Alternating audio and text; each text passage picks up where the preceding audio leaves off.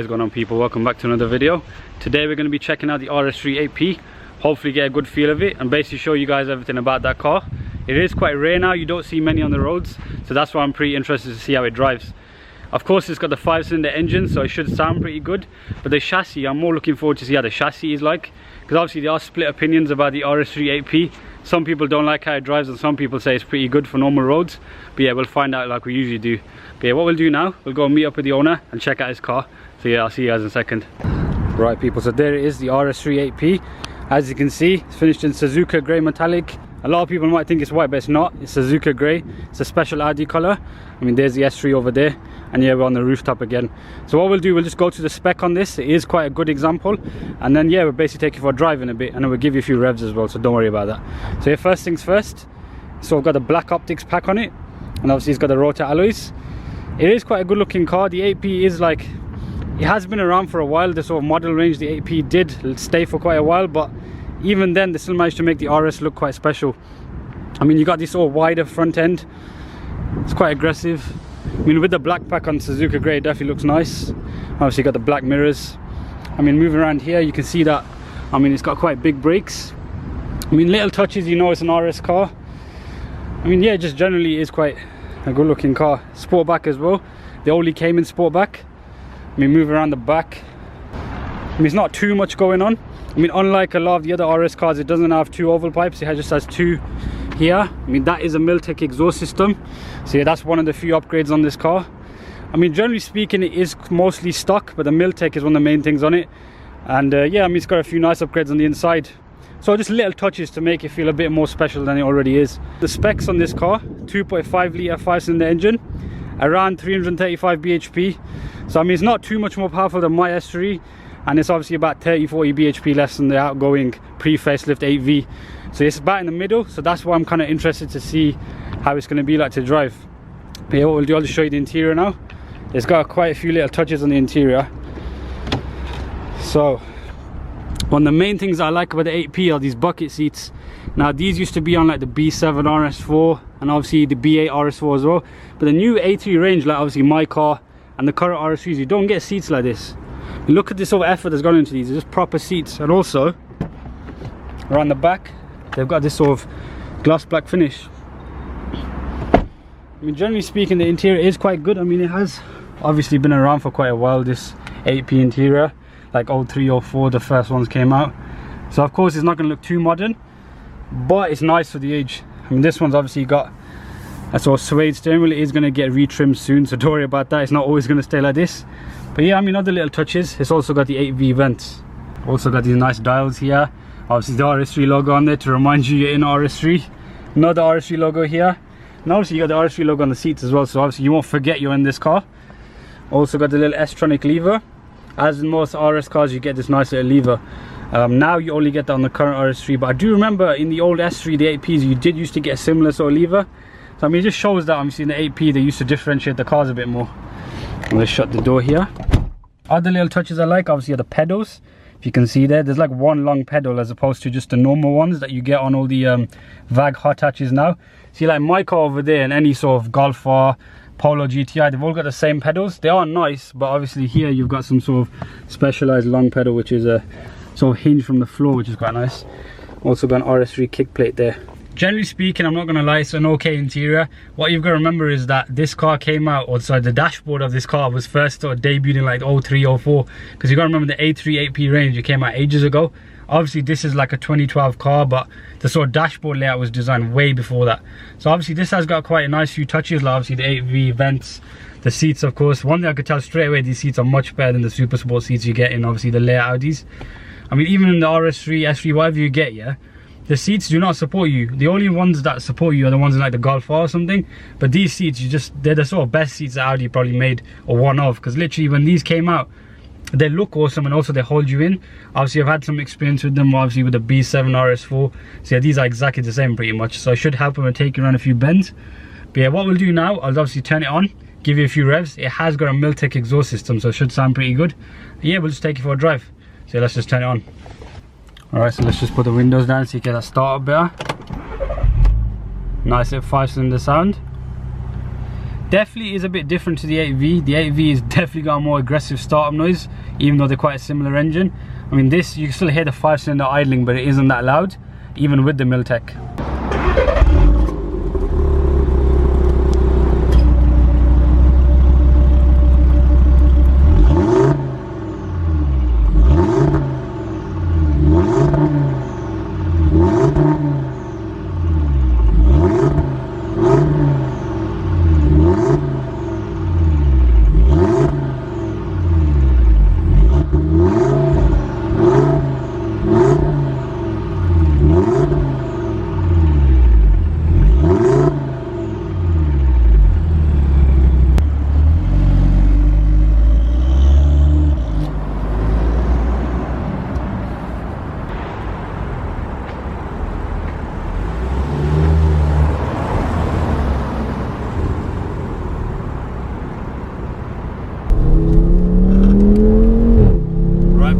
On the RS3, as you can hear, quite loud.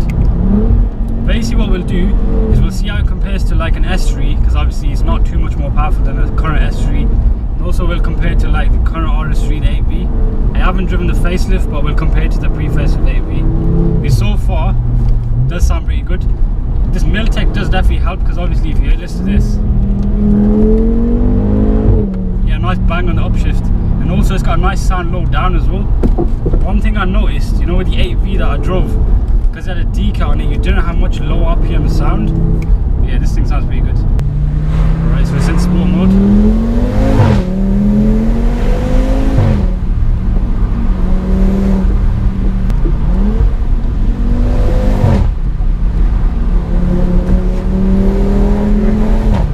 Nah, definitely picks up, definitely picks up.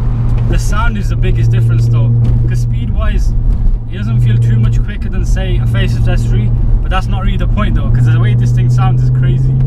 5-point, you can't really sort of replace that. Slow down again and do another second gear pull. It is in sport mode like I mentioned.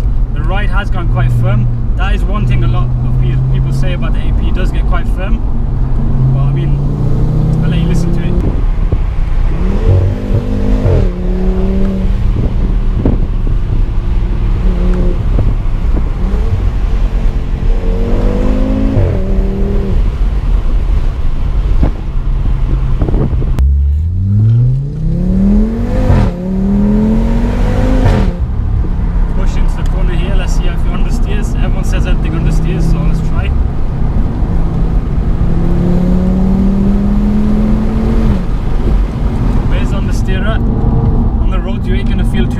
Unless you're pushing it really crazy, but we took that corner pretty much at speed.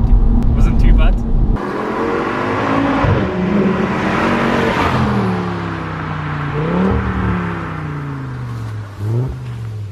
So far guys, I can't tell what everyone's been on about. It's mainly the reviews used to say it.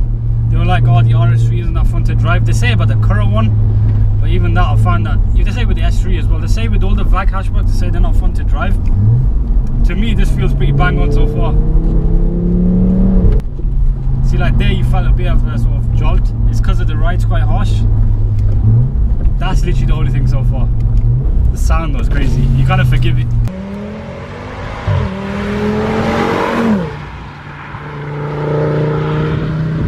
Make some noise off these trees. It's basically a sound video, isn't it, so far?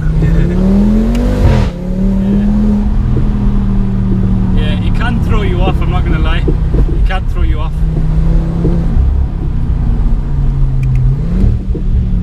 And there's no overrun as well.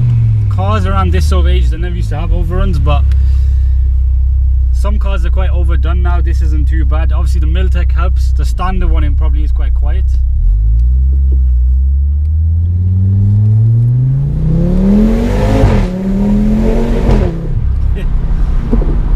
Self-explanatory, man, self-explanatory.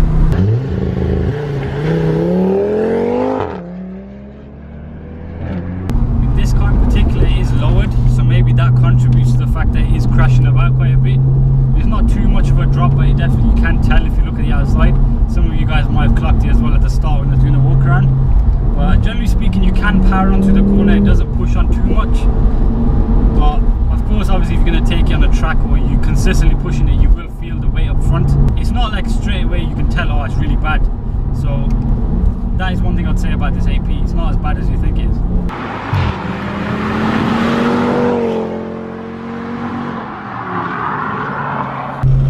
I was expecting it to be understeer and everywhere, because obviously you read reviews and stuff, and I thought, because obviously the newer RS3 is quite heavy up front, so I wasn't expecting it to be too good in the handling side, but nah, it handles fine, man. This is a tricky road, so obviously if you see me like moving around all over the place, it's kind of the road as well. But it's a good test, man. It's a good test. This is a new road for once. Normally I take you guys on the same route. We did start off there, but thought we'll try something different today.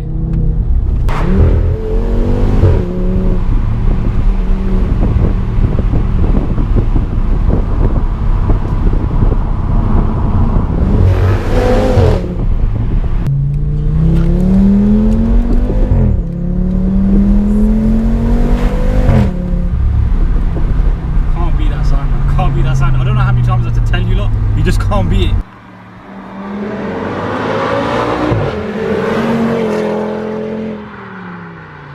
One thing I will say I've noticed, the steering weight isn't like the newer 8V where you got so many different steering weights. Like we just did a 3-point turn back there and it was like a 10-point turn almost. But nah, it feels alright, man, it feels alright. One thing I will say, good value for money now. They're in the 20k mark, sort of, depending on what condition you get, what spec. This one is quite highly spec'd, so if you want a 5-cylinder car, you've got a good sort of option here. Obviously the other option is a TTRS, but then you're getting a coupe, so obviously here you've got a full hatchback. Yeah, it's a good car, man, overall, definitely a good car. I just wish they had these seats in the newer cars, it'd make all the difference. Let's do this little bridge again. That was louder than last time. Power-wise definitely feels similar to my car, definitely.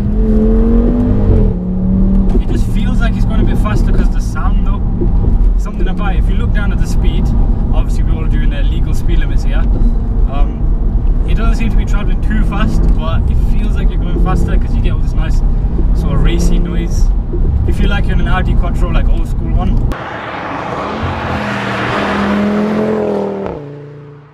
Some people say the seating position's a bit high in this, but you can get quite low. To me, it doesn't seem to be an issue. It feels similar to the 8V in a way, because it seems to be with the A3s, the dashboard is quite low, but it's the same with the new one, so it's not really an issue. Let's go dashed.